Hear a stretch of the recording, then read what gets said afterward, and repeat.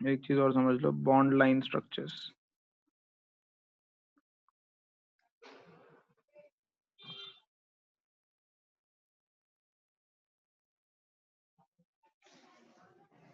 Compounds के bond line structures क्या होते हैं? कई तरीके हैं बॉन्ड लाइन स्ट्रक्चर्स बनाने के। जैसे अगर मान लीजिए ये कंपाउंड बना हुआ है एक, तो इसका मतलब क्या है? Every corner is a carbon atom. ठीक है, so this is a carbon atom, और ये जो दो हैं ये ब्रांचेस हो गई। तो 1 2 3 4 5 6 एंड 7, 7 कार्बन की चेन हो गई। और थर्ड कार्बन पे ये जो दो हैं, ये दो ब्रांचेस हो गई। ठीक है, सिंगल सिंगल कार्बन की ब्रांचेस हो गई। तो इस कंपाउंड का नाम क्या हुआ? अगर नंबरिंग आप लेफ्ट हैंड साइड से करते तो ये ब्रांचेस दूर आती हैं, इसलिए हमने राइट हैंड साइड से नंबर। तो दो ब्रांचेस दोनों राइट हैंड साइड पे हैं, तो ये हो गई 3,3 डाइमिथाइल। 7 कार्बन होते हैं, हेप्ट, और सिंगल बॉन्ड है सारे, तो हेप्टेन। ठीक है, एक एग्जांपल और देता हूँ इसके अंदर आपको।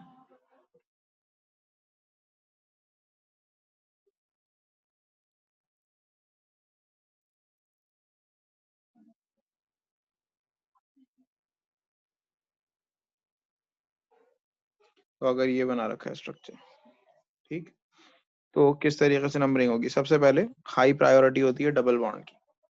फर्स्ट कार्बन ये हो जाएगा, सेकंड, थर्ड, अब फोर्थ फिफ्थ ऐसे कर लो, या फोर्थ फिफ्थ इसे दे दो। फोर्थ फिफ्थ इसे भी, इन दोनों को भी कर सकते थे, इन्हें भी कर सकते थे, एक ही बात है। तो 3 पे आप देख रहे हो दो ब्रांचेस लगी हुई हैं अगेन। ये जो ब्रांच है ये 1 कार्बन की है, ये वाली ब्रांच 2 कार्बन की। ठीक है,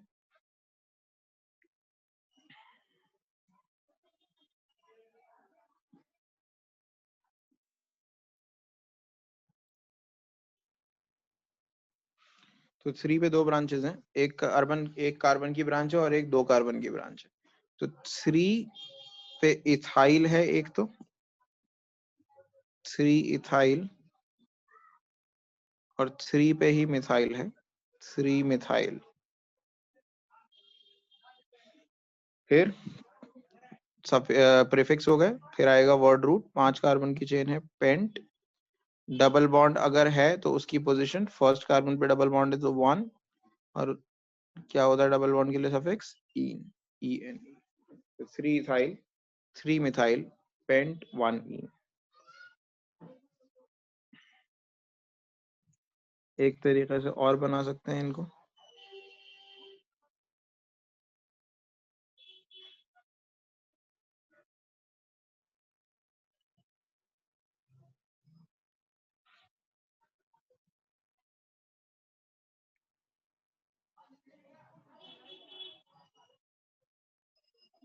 देखो अब इस केस के अंदर क्या है,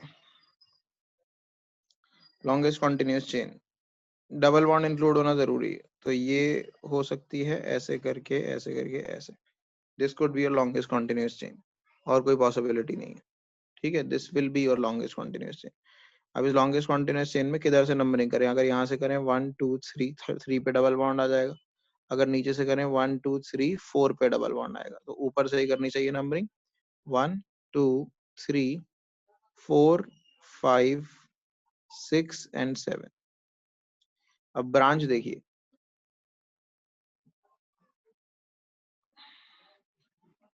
तो ब्रांच हो गई एक, तो ये 1 कार्बन की ब्रांच। ये जो है आपको ऐसा लग रहा होगा 2 कार्बन की ब्रांच है, लेकिन ये 2 कार्बन की ब्रांच नहीं है, इस पे H लगा हुआ है। तो बेसिकली यहाँ पे कार्बन नहीं है, यहाँ H ही है। तो यहाँ क्या रहा होगा? यहाँ पे रहा होगा CH2, और इस पे ये H लगा हुआ है। तो बेसिकली ये एक ही कार्बन की ब्रांच है। ये देखने में ऐसा लग रहा है 2 कार्बन की ब्रांच है, लेकिन यहाँ पे H लिख दिया है ना। तो अगर H लिख दिया, इसका मतलब यहाँ पे दूसरा कार्बन नहीं है, वहाँ हाइड्रोजन ही है। अगर खाली छोड़ दूंगा जैसे यहाँ छोड़ा, तो इसका मतलब कार्बन। ठीक है, सर तो ये दोनों ब्रांच जो है ये एक एक कार्बन की ब्रांच है, दोनों मिथाइल है। तो एक 4 पे है, एक 5 पे है, तो आएगा क्या? 4,5 डाई मिथाइल। सर एच को सर ऐसे अलग से शो थोड़ी करते हैं वैसे सर, वो ऑटोमेटिकली हम ये समझ नहीं जाएंगे सर CS3 होगा अगर सर हाँ, बिना लेकिन एको। कभी कभार बना रखा होता है। Okay sir. ठीक है, किसी किसी केस में बना रखा होता है, अगर आपको बनाना होगा तो ऑब्वियसली आप शो नहीं करोगे। ओके ठीक सर। है। ठीक है सर। 4,5 डाई मिथाइल, उसके बाद पेरेंट चेन का नाम है, 7 कार्बन की है तो होगा हेप्ट। डबल बॉन्ड है कौन सी पोजीशन पे, 3, और डबल बॉन्ड का नेम EN। ठीक है, तो आई होप यहां तक क्लियर है।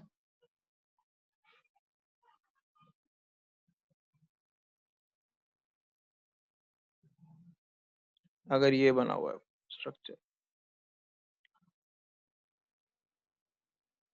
पहले सिंपल पे आते हैं, साइक्लिक कंपाउंड्स उसके अंदर देखेंगे फिर बाद में। चलो इसे जोड़ते हैं। Let's learn about cyclic hydrocarbons.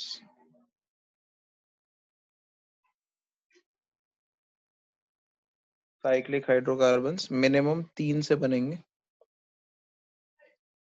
इन्हें बॉन्ड लाइन स्ट्रक्चर से शो किया जा सकता है। अगर ऐसे ट्राइंगल बना रखा है उसका मतलब इसमें 3 कार्बन है, तो इसे बोल देंगे हम साइक्लोप्रोपेन। अगर इस ट्राइंगल के अंदर आपने एक डबल बॉन्ड बना दिया तो ये हो गया साइक्लोप्रोपीन।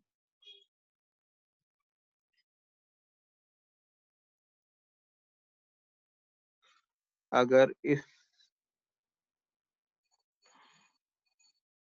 ट्राइंगल के अंदर ही, डबल बॉन्डेड ट्राइंगल के अंदर आपने एक ब्रांच लगा दिया ऐसे CH3, तो ये हो गया 1 कार्बन, इसी को लिया जाएगा जिसपे ब्रांच लगी हुई है, और क्योंकि डबल बॉन्ड भी यहीं पर, या डबल बॉन्ड अगर मान लो यहाँ होता, नीचे होता, डबल बॉन्ड यहाँ है, तो फर्स्ट प्रायोरिटी ब्रांच की नहीं होती है, डबल बॉन्ड की होती है।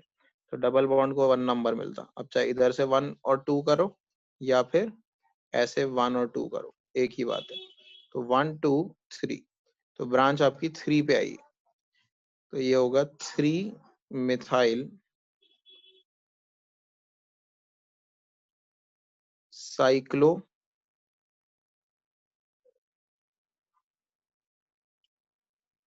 प्रॉप।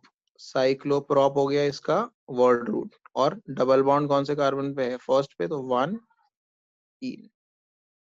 ठीक है, प्लीज होल्ड करिए 1 मिनट।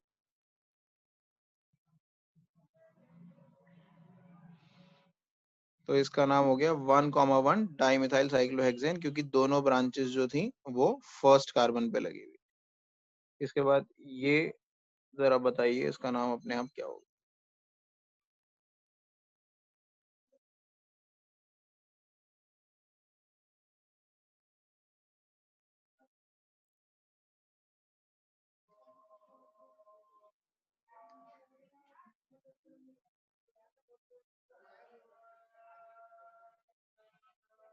इसको इधर ही लिख लेते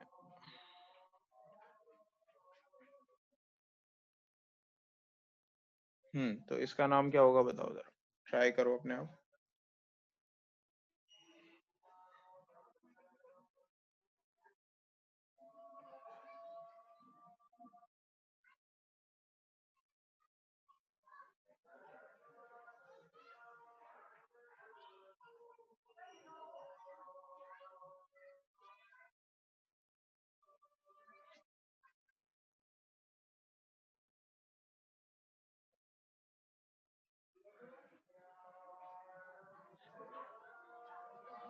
करेंगे, इसके बाद शुरू करेंगे हम nomenclature of compounds with functional groups. ठीक है, उसके लिए आपको एनसीईआरटी में एक टेबल दे रखी है। एनसीईआरटी चैप्टर खोलेंगे जब आप, ऑर्गेनिक केमिस्ट्री, इसके अंदर आपको एक फुल पेज टेबल दे रखी है, मुझे टेबल का नंबर याद नहीं आ रहा, जिसके अंदर आपको फंक्शनल ग्रुप्स के नेम्स, उनके प्रीफिक्सेस और सफिक्सेस लिख के दे रखे हैं। ठीक है, तो वो टेबल डिस्कस करूंगा मैं नेक्स्ट क्लास में, और उस पे बेस्ड कैसे नॉमेनक्लेचर करते हैं। आज हमने हाइड्रोकार्बन्स का नॉमेनक्लेचर किया है ट्राई। ठीक है, अभी इसके लिए कोई होमवर्क नहीं है, बस इसी पार्ट को रिवाइज कर लेना एक बार नेक्स्ट क्लास से पहले। और फंक्शनल ग्रुप्स वाला पार्ट नेक्स्ट क्लास में।